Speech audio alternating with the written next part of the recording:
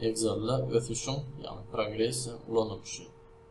Yani ötüş neylik görünüşleri var, ötüşün neylik görünüşleri, neylik işleri yerine yetirip koyana vardı, giymişi internet geçer.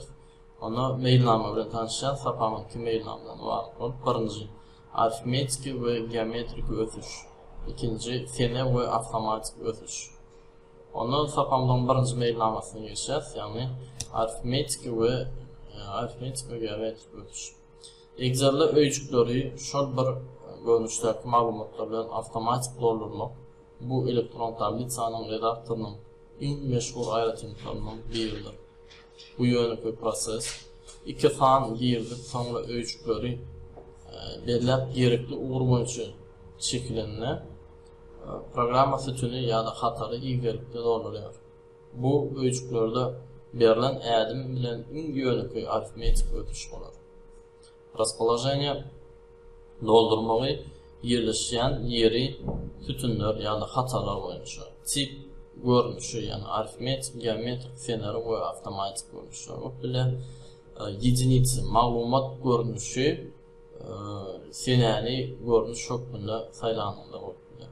Şak ýani ädim aritmetik üçin ýa-da denominator geometrik üçin. Автоматическое определение шаг bir näçe ýigderlik kesitlenme bolsa, avtomatik ädim kesitlemek. Предельное значение ýigderliň soňky elementiniň bahasyna şäklendirmek.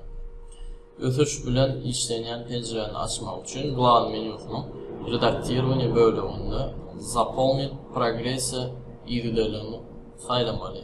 Ine şu suratdan görnüşýär, şu taýda şu ýigderlik saýlananna bir de mümkinçiliklerini çykarp bere po strakam, po stolpcam ýani filtrler boýunça ýa-da tütünler boýunça. Автоматически ýani görnüşleri арифметически, geometrически, даты автозаполнения görnüşlerini единицадан taşyn день, рабочий день, месяц, год и шаг bardyk köpere. То есть her soň arasynda bir-birinden goşup gidýär. Avtomatik определение şagyny goýup gidýär. Ötüşi tütünlerde we filtrlerde geçirip bolar. Başlangyç öýjükde başlangyç fany girilmeli we gerekli diapazony saýlamaly. Şag diýen ýerge näçe ädimden goşulmaly fan bolsa, şol fany girilmeli.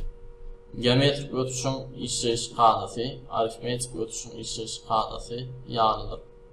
Ýekeji aýratymlygy sanlamalarynda köpeltmek hasyly ýerine ýetirilýär. Başlangyç öýjükde başlangyç sany girilmeli we gerekli diapazony saýlamaly. Şart diýen ýerge näçe ädim köpeltmek bolsa, şol sany hem girilmeli.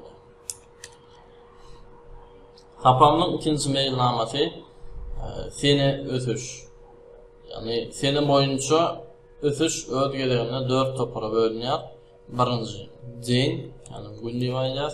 İkinji рабочий день, iş günüň hasaby bolup gidýär. Mysal üçin Russiýa döwletinde mysal üçin 5 günlük iş günü hasaby edilýär. Taýda 6-njy iş günleri bolan üçin her 5 günden gaýtalanýar feneler. Месяц ay bolup durýar, god hem ýyl diýip geçilýär.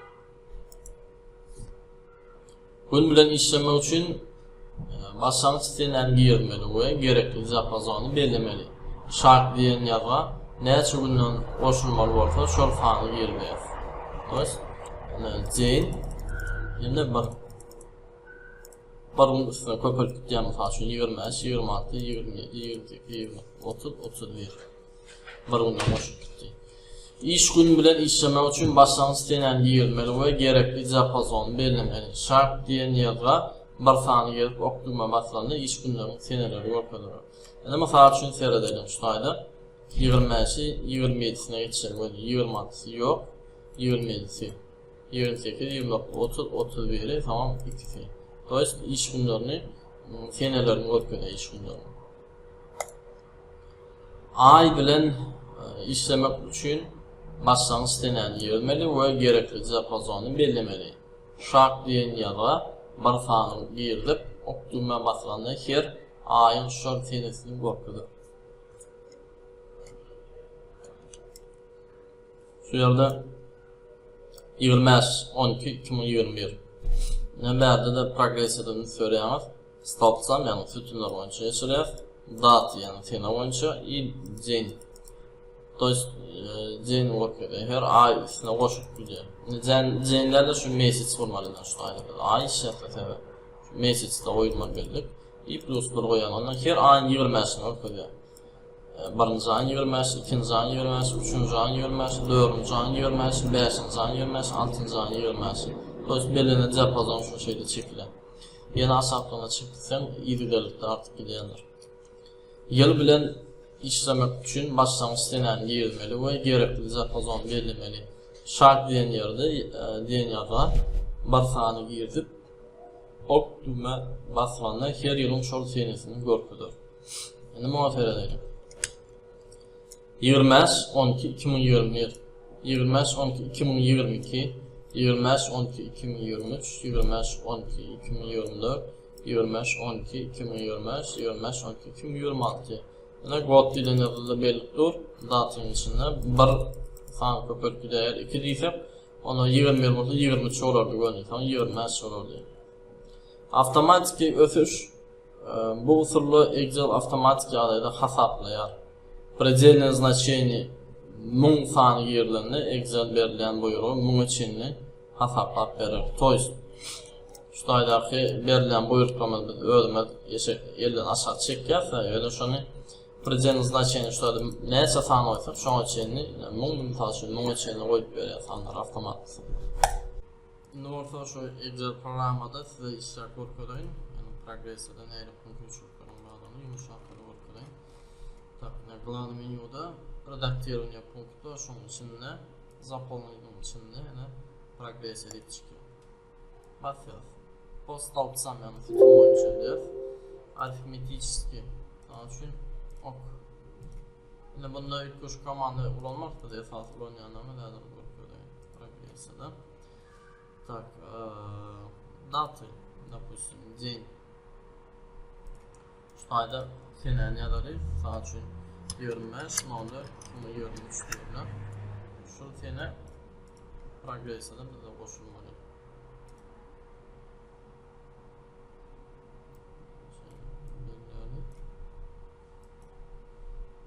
Progress'i. Zil koşul gitmeli öyle. Yani 25, 26, 27, 28, 29, 30'da şey var. Ya da bağlayaz.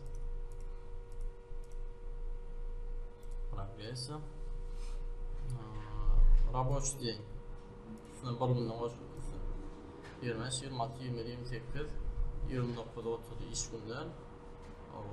Aprel ayı. Neyse finalayacak. 30'dan 29, 30 spot воскресенье olan için. Rus demesinde iş günleri pasabilir. Şu bölüm birine geçecek. 7. Прогресса. Рабочий день aytdık. Indi месяц.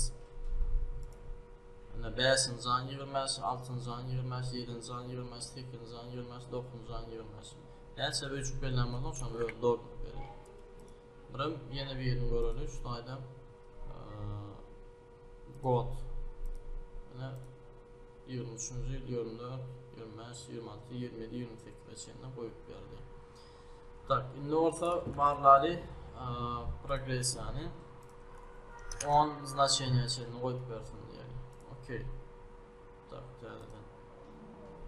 Прогресса. Вот. Предельное значение 10. Onu bunu belirtten ayırır.